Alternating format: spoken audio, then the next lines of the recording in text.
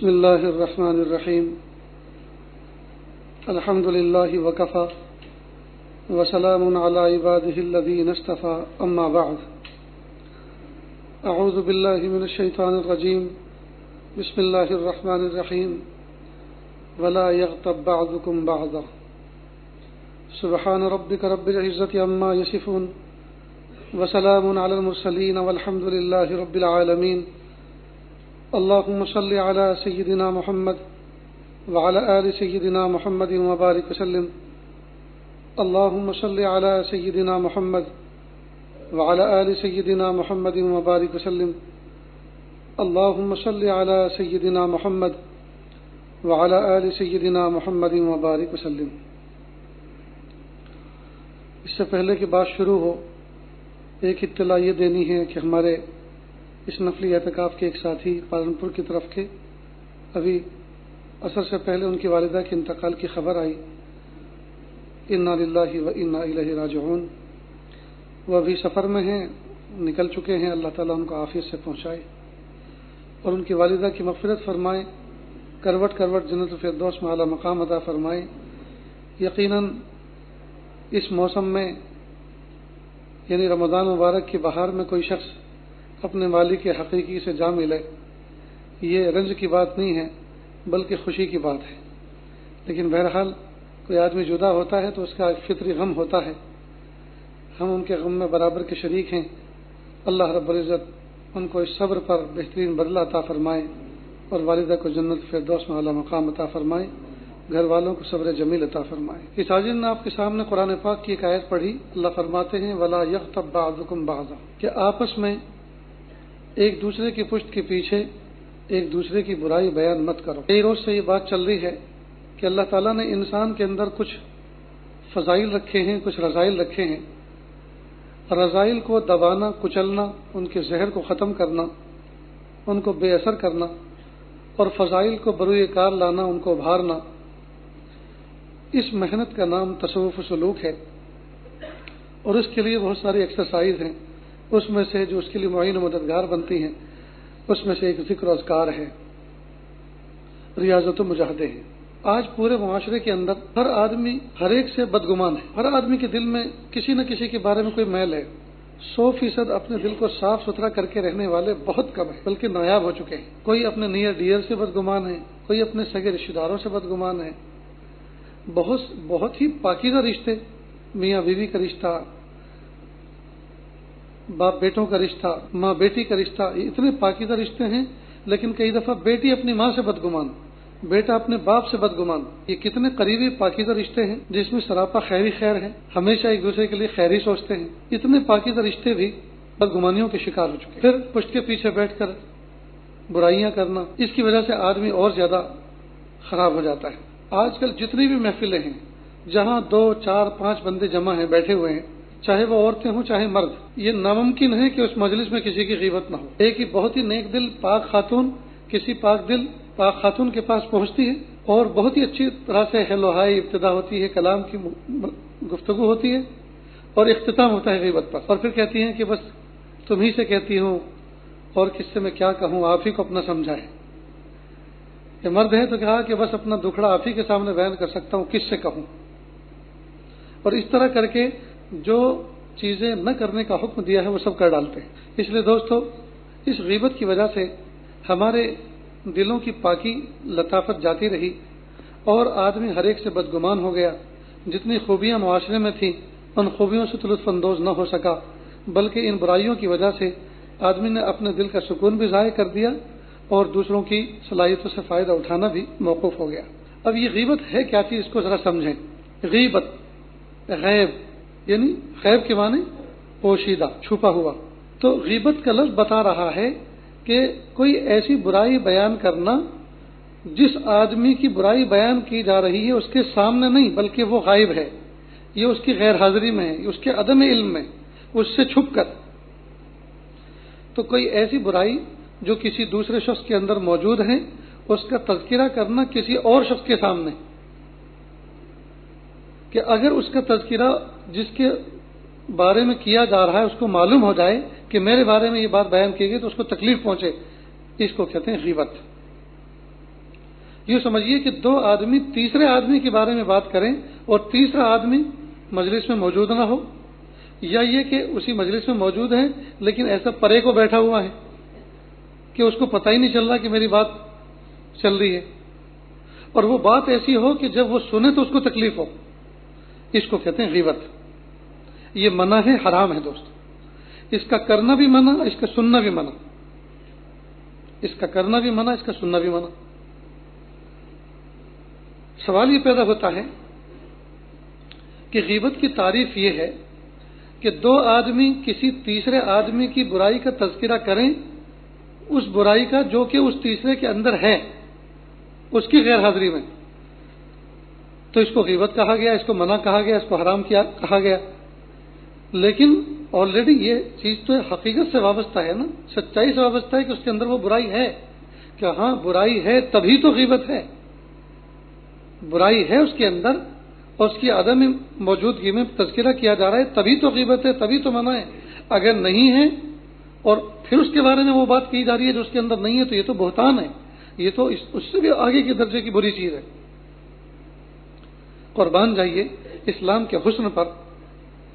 دیکھیے اس پوری کائنات کے اندر جتنے انسان بھرے ہوئے ہیں، کوئی یوں کہہ سکتا ہے کہ میں دودھ کا دھلا ہوں، میرے اندر کوئی برائی نہیں؟ ہر ایک کے اندر برائی ہے، ہر ایک کے اندر برائی۔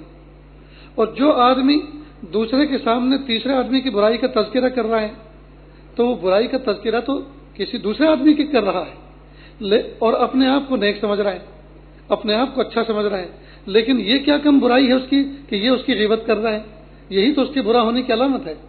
معلوم ہوا کہ ہر آدمی گنہگار ہے، ہر آدمی خطا کار ہے، ہر ایک کے اندر عیب ہے۔ جب ہر ایک کے اندر عیب ہے، اور خود محبوب صلی اللہ علیہ وسلم نے فرمایا کل بنی آدم خطاؤن، حضرت آدم علیہ السلام کی جتنی اولاد ہیں وہ خطا کار ہے، اس میں انبیاء کرام مستثنیٰ ہیں۔ جب محبوب صلی اللہ علیہ وسلم نے فرما دیا تو اب بتائیے اس سے آگے اور کوئی کیا گارنٹی دے سکتا ہے؟ معلوم ہے ہر ایک کے اندر برائیاں ہیں، کمی کوتاہیاں ہیں۔ تو جب برائیاں ہیں تو اب آپس میں تذکرہ کرنے سے فائدہ کیا؟ اس کے اندر تو ہے ہی، لیکن ہم آپس میں تذکرہ کر کے اپنی برائیوں میں اور اضافہ کر رہے ہیں۔ ایک تو پہلے سے تھے ہی برے، دودھ کے دھلے ہوئے تو تھے نہیں، اور اوپر سے غیبت کر کے اور زیادہ برے بن رہے ہیں۔ جی تو یہ تذکرہ کرنے سے نفع تو نہ ہوا، نقصان ہی ہوا۔ منع کیا گیا اس کو کہ دو آدمی بیٹھ کر تیسرے آدمی کی برائی نہ کریں، کہ جب تیسرے آدمی کو پتہ چلے کہ میرے بارے میں ایسی باتوں کا تذکرہ کیا گیا جی تو اس کو تکلیف ہو تو ایسی باتوں کا تذکرہ نہ کرے۔ اس سے کیا فائدہ کیا ہوگا تذکرہ نہ کرنے سے؟ تذکرہ نہ کرنے سے فائدہ یہ ہوگا کہ دل صاف رہیں گے۔ جب دل صاف رہیں گے تو اس سے بڑھ کر اور نعمت کیا ہو سکتی ہے کہ ہم سب کے دل صاف رہیں اپنے اپنے مقام پر، اس سے بڑھ کے اور نعمت کیا ہو سکتی ہے؟ اچھا تو غیبت کا نقصان کیا؟ غیبت کا نقصان یہ ہے کہ جس آدمی کی غیبت کی جا رہی ہے اس کے اندر وہ ایک برائی ہے، لیکن خوبیاں تو بہت ساری ہیں، انیک ہیں۔ تو جب آپ برائی کا تذکرہ کریں گے تو جس آدمی کے سامنے اس کی برائی کا تذکرہ کیا گیا تو سننے والے کے دل میں اس تیسرے آدمی کی برائی بیٹھ گئی کہ اچھا اتنا برا آدمی ہے، مجھے تو پتہ ہی نہیں تھا، آپ نے بتایا، اچھا ہوا، میں ذرا احتیاط کروں گا اس سے ملنے میں۔ اب دیکھیے اس نے اس سے بچنے کے بارے میں ٹھان لی، حالانکہ اب اس سے بچ کر رہے گا تو اس کے اندر خوبیاں تو بہت ساری تھی، لیکن اس کی غیبت سن کے، اس کی برائی سن کر دل میں نفرت آ گئی۔ جب دل میں نفرت آ گئی تو اس کے اندر جو اچھائیاں ہیں اس سے بھی آدمی نے پلہ جھاڑ لیا کہ نہیں، اب اس سے مجھے ملنا ہی نہیں۔ اب بتائیے اگر اس کو الاؤ کرا دیا جائے، اس کو جائز کرا دیا جائے غیبت کو، تو لوگوں کے اندر خوبیاں زیادہ ہیں، برائیاں کم ہیں، خوبیاں زیادہ ہیں، برائیاں کم ہیں۔ لیکن جب برائی کا تذکرہ سنیں گے تو انسان کی طبیعت کچھ اس طرح کی ہے، جب کسی کی برائی سن لیتے ہیں تو اس کی اچھائی بھی برائی لگنے لگتی، تو پھر لوگوں کا تو نقصان ہوا نا، لوگوں کا نقصان ہوا۔ مثال کے طور پر آپ نے کسی پی او پی کرنے والے سے کچھ معاملہ کیا کہ بھئی میرے گھر میں چھت کے اوپر جو ہے کوئی دوسری چھت ہے نہیں اور تپش ہوتی ہے، چھت تپتی ہے، اس کی تپش نیچے پڑتی ہے پوری رات، جی دن میں دھوپ کی گرمی، رات کو تپش کی گرمی، یا لینٹر تپ جاتا ہے، تو میں نے چاہا کہ فور سیلنگ کراؤں یا پی او پی کرا دوں، تو آپ سنا ہے آپ اس کے لائن کے ماہر ہیں، تو آپ کتنے میں اس کام کو نپٹا دیں گے، کر دیں گے؟ ذرا میری رعایت رکھیں آپ۔ اب معاملہ طے ہو گیا، اور وہ اس فن کا استاد تھا۔ اب آپ سے کسی نے اس آدمی کے بارے میں کہا یار اس کو آپ نے کانٹیکٹ دیا کیا؟ ہاں یار وہ آدمی تو اس کے اندر تو یہ خامی ہے، برائی ہے۔ تو کہا اچھا، میں نے کہا ٹھیک ہے، بہت اچھا ہوا تم نے مجھے بتا دیا، اس کو میں نہیں بلاؤں۔ حالانکہ وہ جو برائی بیان کی اس کا آپ کے کام سے کوئی لینا دینا نہیں، آپ کی ذات سے بھی کوئی لینا دینا نہیں، لیکن اس کی وہ برائی سن کے آپ نے اس کا جو فن تھا پی او پی کا، اس سے آپ محروم ہو گئے، اس کی فنکاری سے آپ محروم ہو گئے۔ تو یہ ہے برائی کا نقد نقصان، ایک بات۔ دوسری بات، آپ نے اپنی بچی کا رشتہ کیا، کسی کے گھر میں رشتہ کیا کسی لڑکے سے، لڑکے کے باپ کے بارے میں پتہ چلا آپ کو، کسی نے آ کر کہا کہ اس کا باپ بہت خراب ہے۔ تو کیا خراب ہے؟ کہ اس کے اندر یہ خامی ہے۔ اب وہ خامی ایسی ہے جس کا رشتے سے کوئی لینا دینا نہیں، اس بچی کی ذات سے بھی کوئی لینا دینا نہیں، اس لڑکے کا بھی کوئی لینا دینا نہیں، لیکن برائی سن کر آپ کے دل میں ایک نفرت بیٹھ گئی۔ جب نفرت بیٹھ گئی تو اتنا اچھا خاصا رشتہ آپ نے اس کو توڑ لیا، آپ نے وہاں سے رشتہ ہٹا لیا۔ تو انسان کا مزاج اس طرح ہے کہ جب کسی کی برائی سنتا ہے تو 100% اس سے متنفر ہو جاتا ہے۔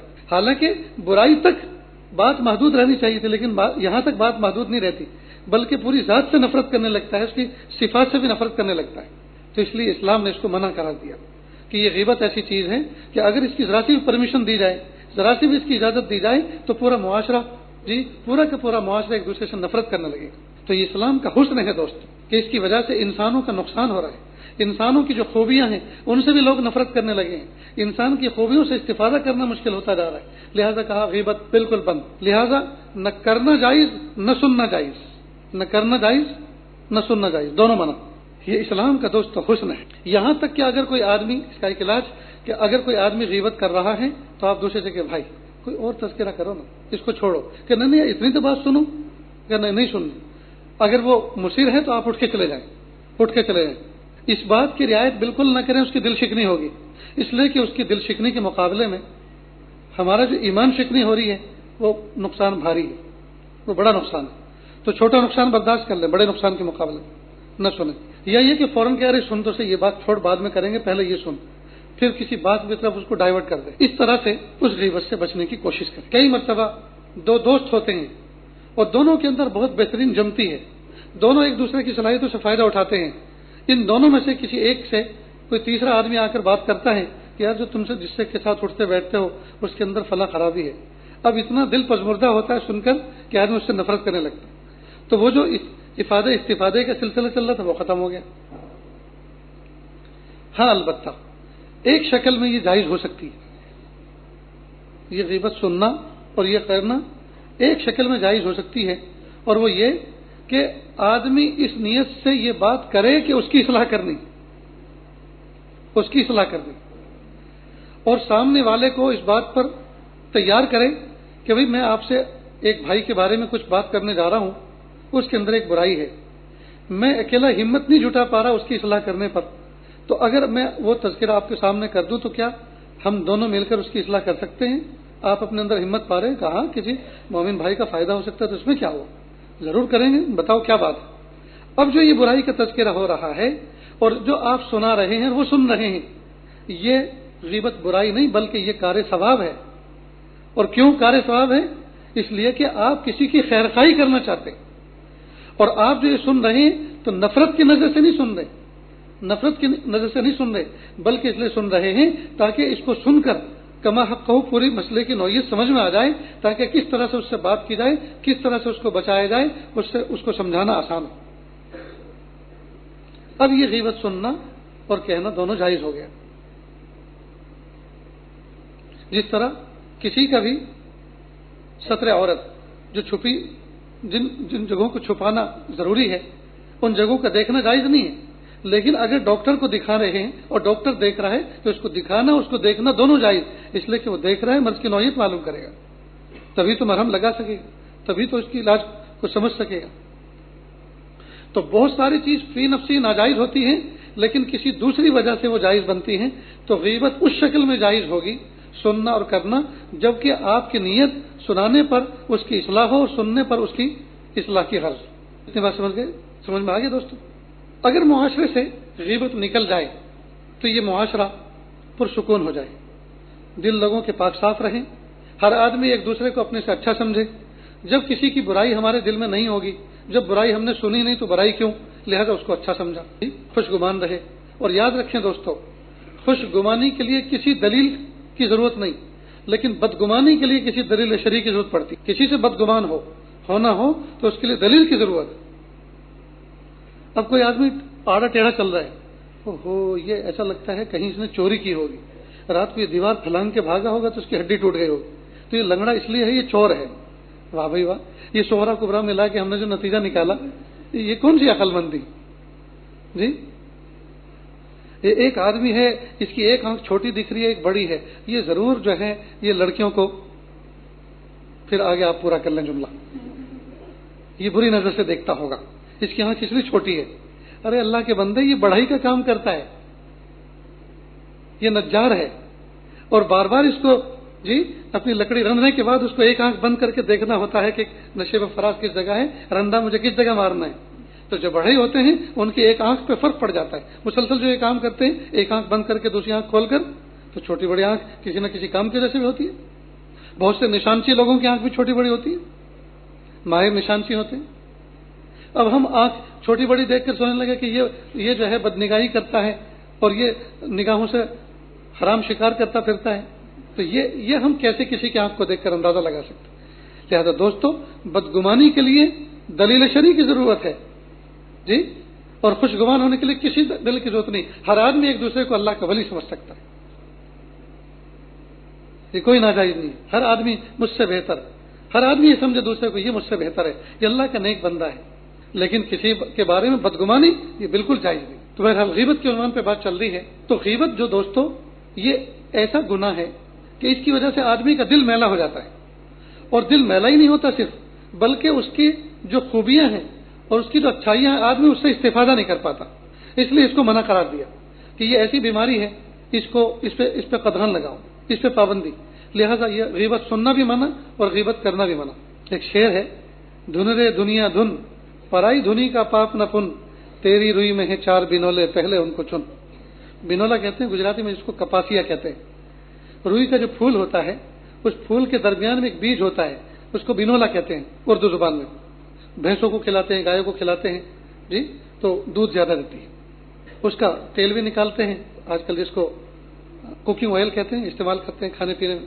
تو کسی نداف کے ہاں کوئی آدمی روئی لے کر گیا، اب وہ دوسرے کے بارے میں کہہ رہا فلاں جو ہے نا، فلاں وہ آدمی وہ روئی برابر نہیں دھنتا، اس کا ہاتھ صاف نہیں ہے۔ اب جو آدمی لے کر گیا تھا، روئی سے دھنوا کر گیا تھا، اس نے خود کہا رہے دھن رے دنیا دھن، پرائی دھنی کا پاپ نہ پن، تیری روئی میں ہے چار بنولے پہلے ان کو چن۔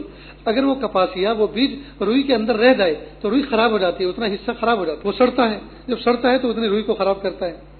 تو روئی کے اندر، دھنی ہوئی روئی کے اندر بنولے کا رہ جانا، یہ دھننے والے دنیا کا بھی نقص ہے اور روئی میں بھی کمی ہے۔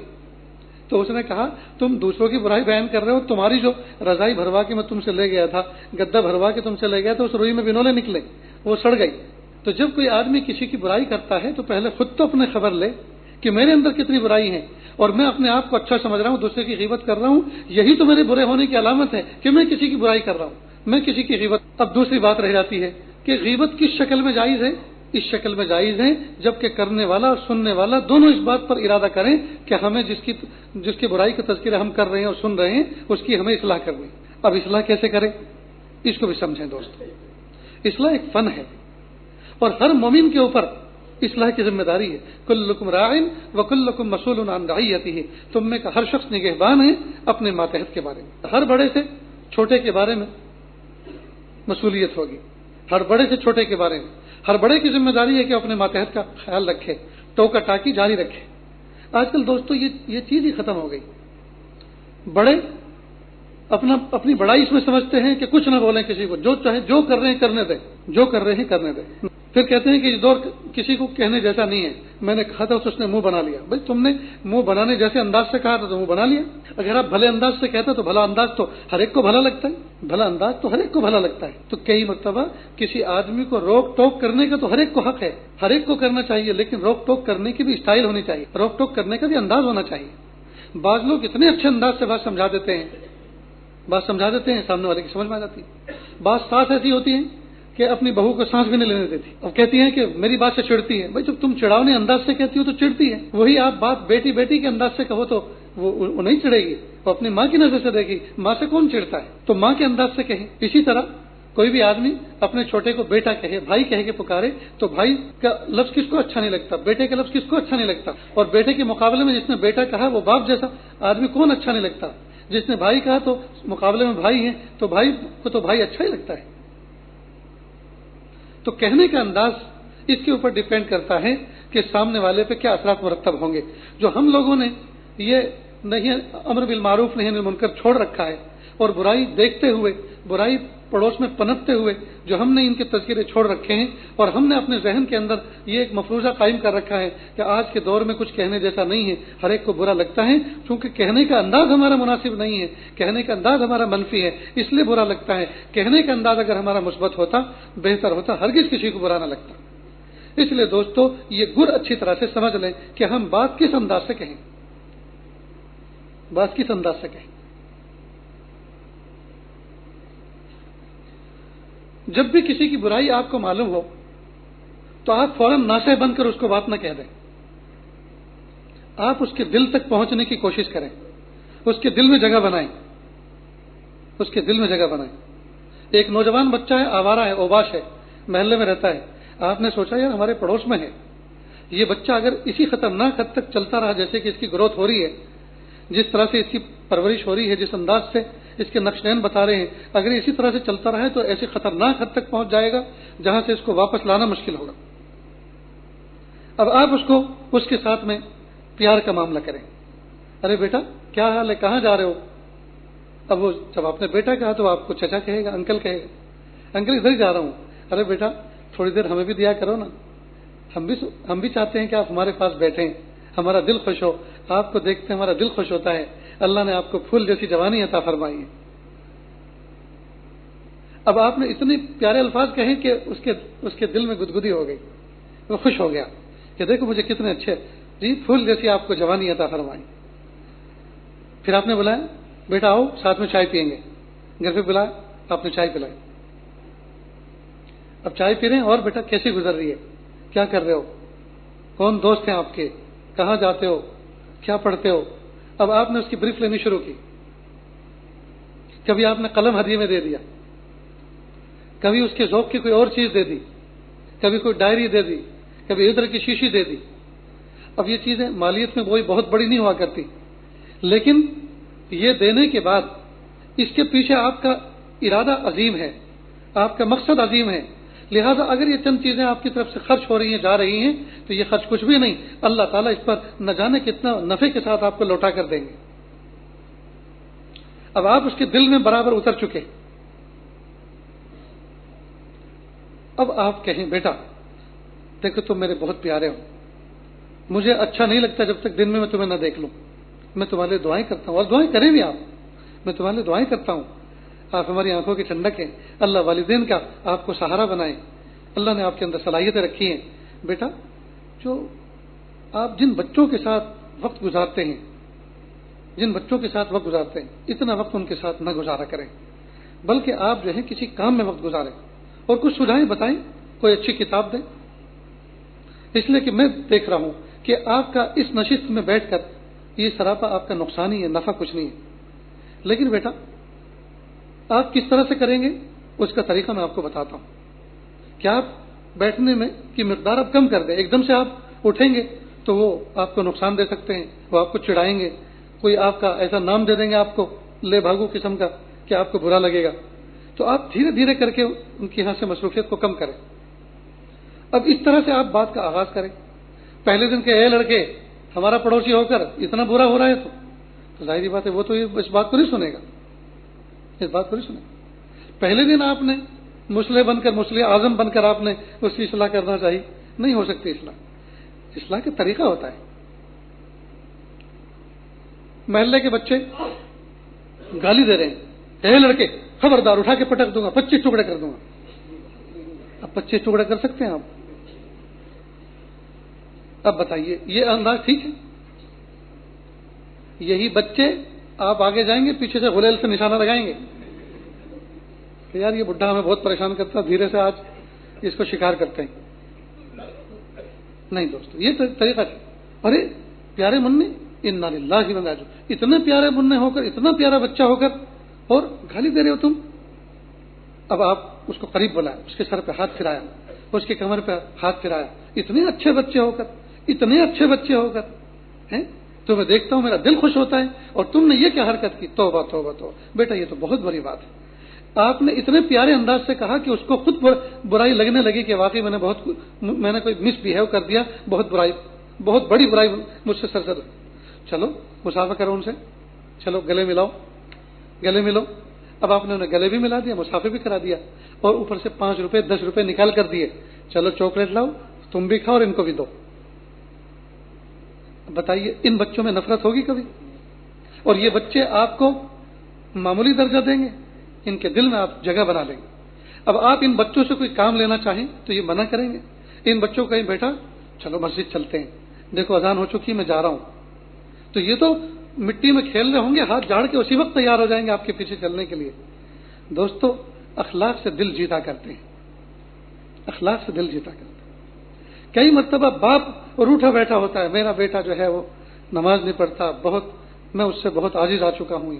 نہیں، یہ عاجز آنے کی چیز نہیں ہے، یہ تو اللہ رب العزت نے زندگی بھر کا ہمارے زندگی بھر کی ایک ذمہ داری دی ہے۔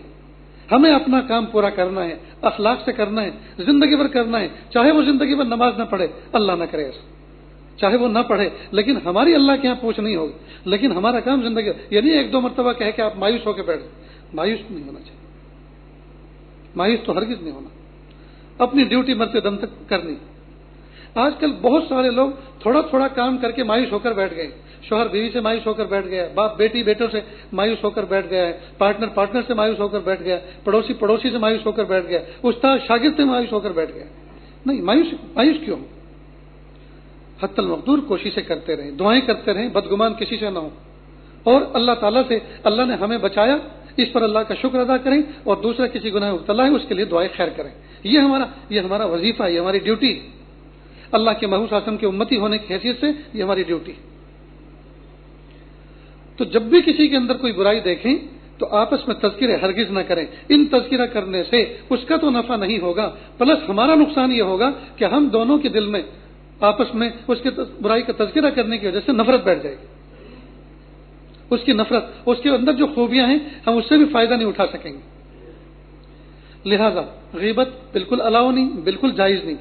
ہاں اگر کرنا ہے تو اس نیت کے ساتھ کرے کہ اس کی ہمیں اصلاح کرنی ہے۔ یہ ڈسکشن اس لیے ہو رہا ہے کہ کچھ فیصد میرے اندر ہمت ہے، کچھ فیصد سامنے والے کے اندر ہمت ہے، دونوں مل کر احسن طریقے سے اس سے دوستی کریں گے، اس کے پاس جائیں گے، اس کو اپنے پاس بلائیں گے، بات کریں گے تو انشاءاللہ بات اس کی سمجھ میں آ جائے گی۔ کتنے بچوں نے گٹکا کھانا چھوڑ دیا، کتنوں نے بیڑی پینا چھوڑ دیا، کتنوں نے بری عادتیں چھوڑ دی، کہنے والے کے حسن کلام سے، حسن انداز سے۔ اور جو سخت انداز سے بات کرتے ہیں تو سامنے والے کہہ دیتے ہیں، کئی مرتبہ کہہ دیتے ہیں چھوڑیں گے، اپنی مرضی پہ چھوڑیں گے، جب اللہ ہمیں توفیق دیں گے تب چھوڑیں گے، لیکن تمہارے کہنے سے تو نہیں چھوڑیں گے۔ ان کو وہ کہنا برا لگتا ہے۔ لہذا بھرے مجمع میں کسی کو بھی انسلٹ نہیں کرنا چاہیے، تنہائی میں بلا کر ان سے بات جو کہنی ہے کہہ دے، بھرے مجمع میں انسلٹ نہ کر۔ اسی طرح جس وقت جذبات بنے ہوئے ہوں، غصے کے جذبات بنے ہوئے ہوں، اس وقت آدمی قابو میں نہیں رہتا، اس وقت برداشت کر لے۔ دوسرے موقع پر اب جو آپ بات کریں گے آپ توازن کے ساتھ بات کریں گے، لہذا اس موقع پر تھوڑا سا ضبط کر لے، کچھ نہ بولے۔ دوسرے موقع پر موقع تلاش کر کے پھر بات کرے کہ وہ جو اس موقع پر یہ حرکت ہوئی، وہ جو بات ہوئی، جی تو چاہ رہا تھا اسی وقت بات کہتا، لیکن میں نے مناسب نہیں سمجھا، میرے بھی جذبات دوسرے بن چکے تھے، آپ بھی غصے میں تھے، کام خراب ہوتا، لیکن اب ذرا سمجھ لیں اچھی طرح یہ چیز اچھی نہیں ہے۔ کیا عزت ملی، کیا مقام ملا، کیا فائدہ ہوا، کیا نفع ہوا، نقصان ہی ہوا نا۔ اب ظاہر ہے کہ جس وقت آپ بات کر رہے ہیں اب آپ کے دل میں بھی غصہ نہیں ہے اور سامنے والا بھی نارمل پوزیشن میں ہے، اب اس کو اعلیٰ درجے کی ندامت ہو رہی ہے اور یہی اس کی اصلاح کا ذریعہ بنے گی۔ غصے میں کسی آدمی کی اصلاح نہیں ہوتی، غصے میں کئی مرتبہ آدمی منفی اثرات لے لیتا ہے۔ تو اس کو دوستو اچھی طرح سے سمجھیں۔ تو غیبت سے مکمل اجتناب کریں، نہ کسی کی غیبت کریں، نہ کسی کی غیبت سنیں۔ ہاں البتہ اصلاح کی اگر نیت ہے تو اس صورت میں کرنا جائز ہے۔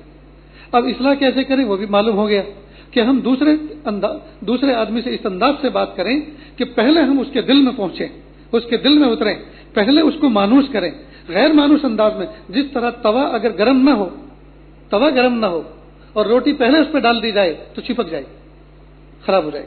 روٹی پکانے کے لیے توے کا ایک خاص ٹیمپریچر پر گرم ہونا ضروری ہے.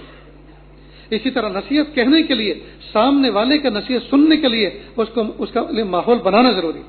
اگر نہیں بنائیں گے تو دوستو جی بات ہماری سنے گا ہی.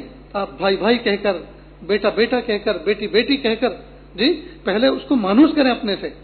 جب تک آپ اپنی ذات سے کسی کو مانوس نہیں کریں گے وہاں تک آپ کی بات سے کوئی مانوس نہیں ہوگا. تو یہ سبق یاد رہے گا دوستو، کریں گے انشاءاللہ. اس لیے ہر بڑے کو چاہیے کہ اپنے چھوٹے کے اوپر نظر رکھے. ہر بڑے کو چاہیے چھوٹے پہ نظر رکھے، لیکن نظر جی وہ زہر والی نظر نہیں، نظر کڑی رکھے، معلومات اکٹھا کرتا رہے جی، اور ویک پوائنٹ دیکھتا رہے، برائیوں پہ نظر رکھے، لیکن کہنے کا انداز برا نہیں ہونا چاہیے. کئی مرتبہ بات بالکل سچی ہوتی ہے لیکن کہنے کا انداز کڑوا ہوتا ہے، کہنے کا انداز برا ہوتا ہے. اور کئی مرتبہ لوگ اس دھوکے میں ہوتے، کہتے ہیں بس میں اسی لیے برا ہوں کیونکہ میں سچ کہتا ہوں. تو سچے لوگ برے ہوتے ہیں. سچ میں اللہ نے برا جی پوزیشن کو برا بنایا ہے. کتنی بری بات ہے. کہتے بس میں چونکہ صاف کہہ دیتا ہوں اس لیے لوگ مجھے برا سمجھتے ہیں. تو کیا صاف کہنے والے برے سمجھے جاتے ہیں؟ ارے اللہ کے بندے، تم جو صاف کہہ رہے ہو بات تو صاف ہے لیکن کہنے کا انداز تمہارا صاف نہیں، کہنے کا انداز تمہارا صاف ستھرا نہیں ہے. اگر یہ انداز بھی صاف ستھرا ہوتا اور بات بھی صاف ستھری ہوتی تو تم 100% صاف ستھرے تھے. پھر تم سے کوئی نفرت کیوں کرتا؟ تو جس کی برائی آپ بیان کرتے ہیں اس کے اندر تو ہے ہی، لیکن تم صاف ستھرے ہوتے ہوئے بھی برے ہو، اس لیے کہ تمہارا انداز ہی برا ہے.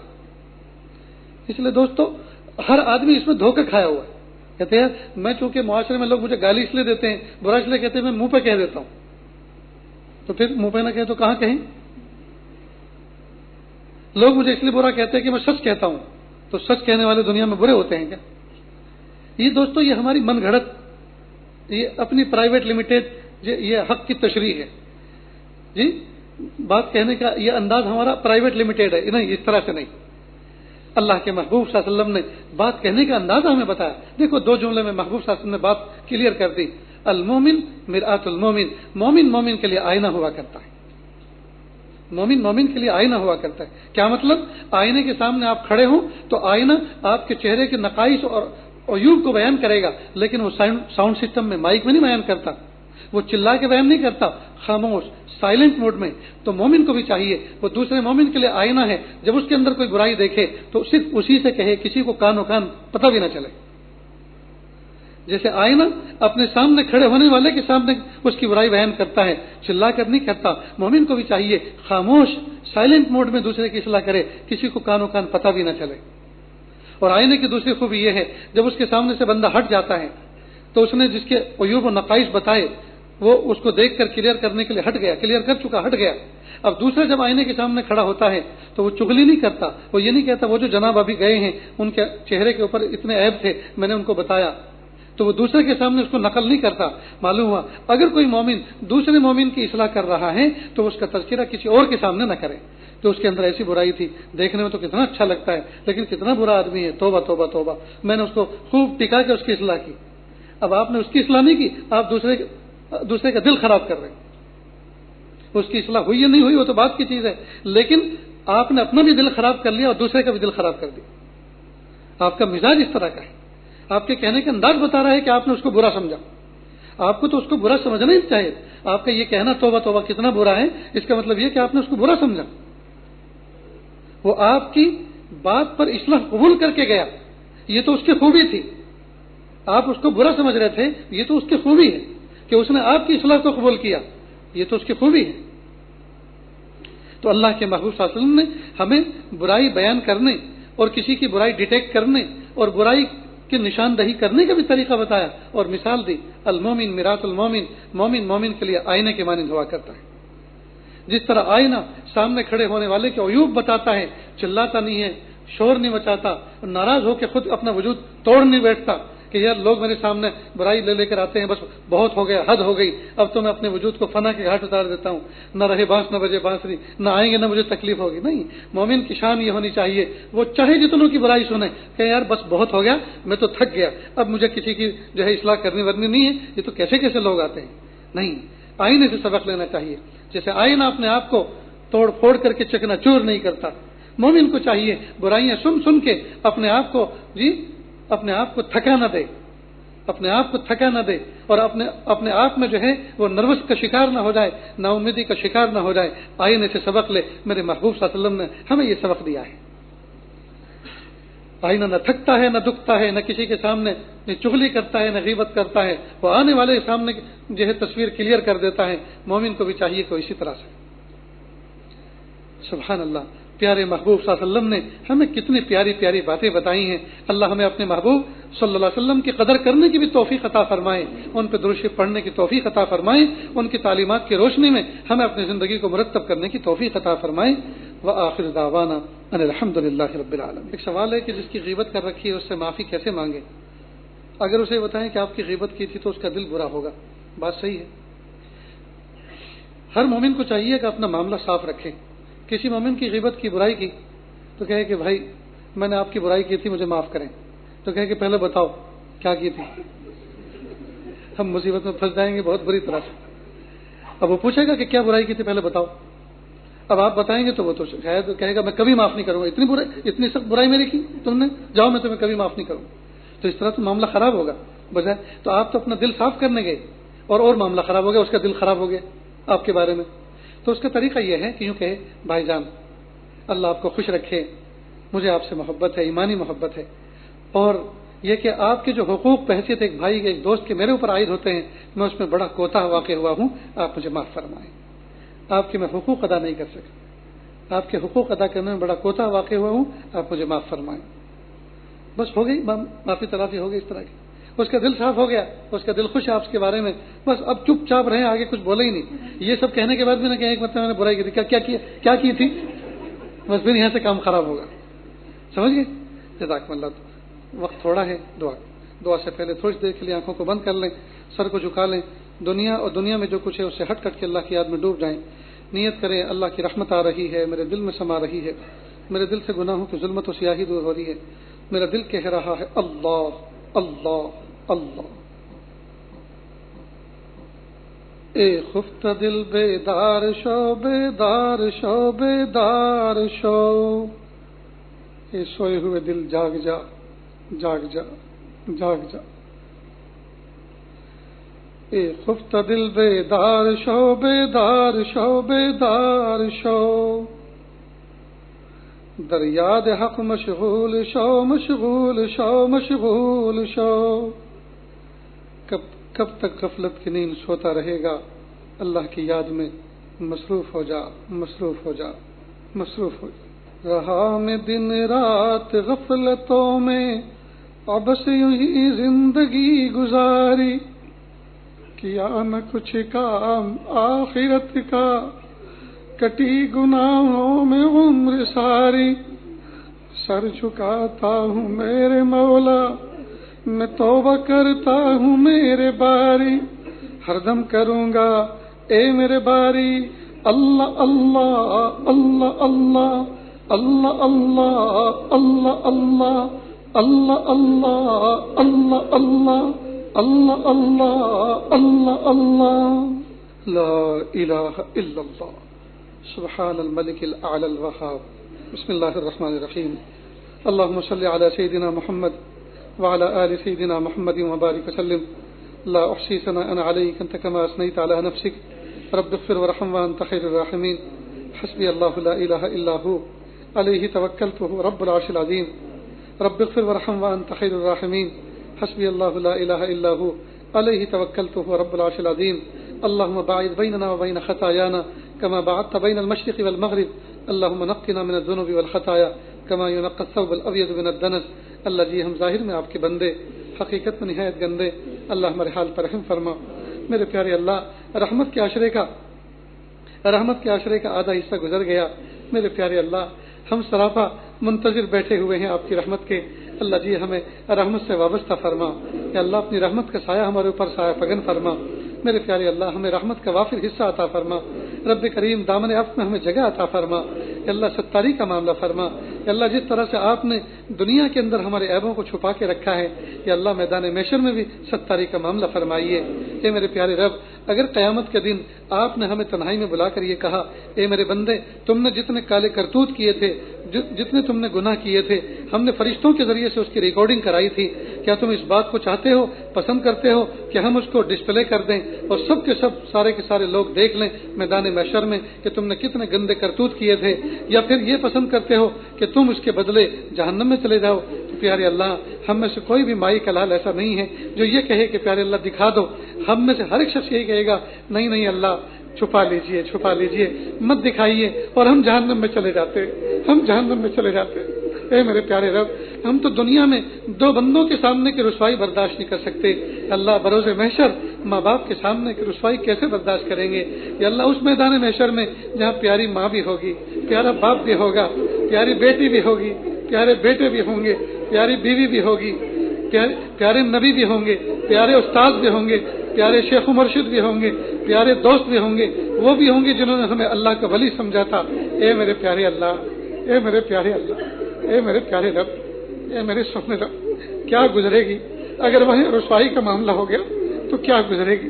اے میرے پیارے رب، ستاری کا معاملہ فرمائے کہ اللہ جس طرح سے آپ نے ہماری جسم کی گندگی کو ہماری چمڑی کے ذریعے سے چھپا کے رکھا، اگر ہمارے چہرے سے ہماری چمڑی دور ہو جائے کہ اللہ ہماری کھال اتر جائے تو ہمارے چہرے کی رنگت کو دیکھ کر اور خون بہتے ہوئے خون کو دیکھ کر ہر شخص تھو تھو کرے گا، نفرت کرے گا۔ اگر ہمارے پیٹ کی چمڑی ہٹ جائے اور اس کا پردہ کھل جائے تو ہمارے پیٹ کی علائش کو دیکھ کر ہر شخص ناک بھاؤ چڑھا کر ہم سے دور بھاگے گا۔ میرے پیارے رب، جس طرح سے آپ نے ہمارے جسم کی علائش اور گندگیوں کو پیارے اللہ چمڑی کے پردے سے آپ نے اس کو چھپا لیا ہے، رب کریم ہمارے باطن کو یا اللہ قیامت کے دن چھپا کے رکھیے۔ یا اللہ ہماری باطن کی برائیوں کو جس طرح آپ نے دنیا میں چھپایا، یا اللہ ان کو آخرت میں میدان محشر میں بھی چھپا کے رکھیے۔ یا ستار استر لی، یا اللہ ہمیں چھپا کے رکھیے، رحمت کا معاملہ فرما، عافیت کا معاملہ فرما۔ میرے پیارے اللہ، اس محفل میں نہ جانے کتنے دکھیارے، نہ جانے کتنے غم کے مارے بیٹھے ہوئے ہیں، یا اللہ سب کے دلوں کے اندر کچھ نہ کچھ مسائل ہیں، کچھ نہ کچھ ضرورتیں ہیں، مخلوق کے سامنے کہہ بھی نہیں سکتے اور دل میں رکھ کر سہ بھی نہیں سکتے۔ اللہ سب کی دلی جائز نیک تمناؤں کو پورا فرما۔ اللہ جی رزق حلال عطا فرما، صدق کے مقال عطا فرما، تھوڑی محنت میں زیادہ سے زیادہ روزی عطا فرما، جو وقت بچے اسے اپنی یاد میں گزارنے کی توفیق عطا فرما۔ جوان بچے اور بچیاں گھروں میں لوگوں کے بیٹھے ہوئے ہیں، اللہ ان کو مناسب رشتے عطا فرما، مناسب جوڑے عطا فرما۔ اللہ جی اولاد کے دکھوں سے حفاظت فرما۔ یا اللہ ہر گھر میں ماں باپ اپنے اولاد سے پریشان ہیں، میرے پیارے اللہ اولاد کے دکھوں سے حفاظت فرما۔ یا اللہ وہ بچی جس کو ماں نے 9 مہینے پیٹ میں رکھا، 2 سال چھاتی سے لگا کے دودھ پلایا، 5-6 سال دست شفقت پر رکھا اور غلام بے دام بن کر رہی، وہی بچی جوان ہو کر جب ماں کے سامنے ٹکا سا جواب دیتی ہے، ماں خون کے آنسو روتی ہے، ماں خون کے آنسو روتی ہے، ماں خون کے آنسو روتی ہے۔ بچی کہہ دیتی ہے چل چپ رہے۔ میرے پیارے اللہ، ماں کے دل پہ کیا گزرتی ہوگی؟ یہ بچی جن کو میں نے جن کر پال پوش کر بڑا کیا، آج مجھے یہ چل کہہ رہی ہے۔ اے میرے پیارے رب، اے میرے پیارے رب، بچیوں کو صحیح فہم عطا فرما، ماں باپ کی قدر و منزلت کرنے کی توفیق عطا فرما۔ میرے پیارے رب، باپ نے اپنے بچے کو انگلی پکڑ کے چلنا سکھایا، منہ میں لقمے بنا کے دیے کھانا سکھایا، اور اس کو تعلیم سے آراستہ کیا، پڑھایا لکھایا، بڑا کر دیا، جوان ہو گیا، یہاں تک کہ اس کی تعلیم کے لیے، اس کی ٹیوشن کے لیے قرضے پہ پیسے لے کر اس کی تعلیم مکمل کرائی۔ اور جب بچے میں منی پاور آ گیا، مسل پاور آ گیا، تو یہ باپ کو اپنی خاطر میں نہیں لیتا، باپ کو گردانتا نہیں ہے، اور باپ سامنے آتا ہے کئی مرتبہ ایسے جملے کہہ دیتا ہے، باپ کا دل زخمی ہو جاتا ہے۔ میرے پیارے اللہ، اولاد کی نافرمانی سے حفاظت فرما، اولاد کی فرما برداری عطا فرما، اولاد کو آنکھوں کی ٹھنڈک بنا کر قبول فرما۔ میرے پیارے اللہ، اولاد کو آنکھوں کی ٹھنڈک بنا کر قبول فرما۔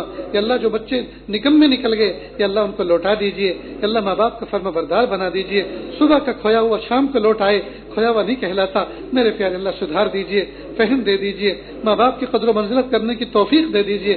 میرے پیارے اللہ، ہمیں ایمان کامل عطا فرما، اخلاص کامل عطا فرما، احسان کامل عطا فرما، احسان کامل کا احساس کامل عطا فرما۔ یا اللہ رزق حلال عطا فرما، صدق مقال عطا فرما۔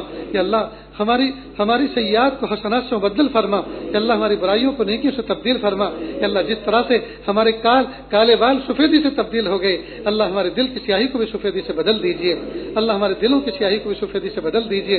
میرے پیارے رب رحمت کا معاملہ فرما، عافیت کا معاملہ فرما، اللہ جی جو مانگا عطا فرما، جو مانگنے سے رہے گا وہ بھی عطا فرما۔ یا اللہ ہمارے ملک میں انتخابات کا دورہ ہے، رب کریم جس دن نتیجے کا دن آئے میرے پیارے اللہ آنکھوں کو ٹھنڈا کر دیجیے، ہمارے ملک کی بھاگ دوڑ اس جماعت کے حوالے کیجیے، اس کو فتح سے ہم کنار فرمائیے۔ یا اللہ جو اس ملک کو صحیح ڈھب سے لے کر چلنے والے ہوں، یا اللہ جو رہنے والوں کے حقوق کی رعایت کرنے والے ہوں، جو مختلف مذاہب کے لوگوں کو محبتوں کی نظر سے دیکھنے والے ہوں اور اس میں انتشار پیدا کرنے والے نہ ہوں، رب کریم بالخصوص ہمارے دین اسلام میں کوئی انگوش نمائی نہ کرے، ہمارے دین اسلام میں کوئی رخنہ اندازی نہ کرے، ہمارے دین اسلام کے جو احکام آپ کی طرف سے نافذ کیے ہوئے ہیں یا اللہ اس میں کوئی رد و بدل نہ کرے۔ میرے پیارے اللہ ہم ایسی جماعت کی فتح کی آپ سے امید کرتے ہیں، رب کریم ہماری دعاؤں کو قبول فرما لیجئے۔ یا اللہ عرب اور عجم میں آگ لگی ہوئی ہے، اللہ ترس کھا لیجئے، مہربانی کا معاملہ فرما۔ یا اللہ اس وقت نہ جانے کتنے لوگ عمرے پہ نکلے ہوئے ہیں، یا اللہ وہ آپ کے بندے کتنے پیارے ہوتے ہیں جو لبیک اللہم لبیک لبیک لا شریک لک لبیک ان الحمد والنعمت لک والملک لا شریک لک، دیوانہ وار یہ نعرہ بلند کرتے ہوئے آپ کے گھر کی طرف سفر کرتے ہیں۔ کہ اللہ ہم سب کو بھی اس میں شامل فرما، کہ اللہ ہم سب کو بھی اس میں شامل فرما، کہ اللہ ہم سب کو بھی اس میں شامل فرما۔ کہ اللہ بہت دل تڑپتا ہے اس نبی پاک صلی اللہ علیہ وسلم کے روزے پر سلام حضور پڑھیں، کہ اللہ جس کو آپ نے والضحیٰ کہا، جس کو آپ نے یاسین کہا، جس کو یا ایھا المزمل کہا، جس کو آپ نے یا ایھا المدثر کہا، کہ اللہ اس کے روزے اقدس پر جا کر ہم بھی صلاۃ حضور پڑھیں، الصلاۃ والسلام علیک یا رسول اللہ کہیں۔ میرے پیارے اللہ یا اللہ اس صیغے سے سلام پڑھنے کی توفیق عطا فرما۔ میرے پیارے اللہ رب کریم ہمارے دلوں کے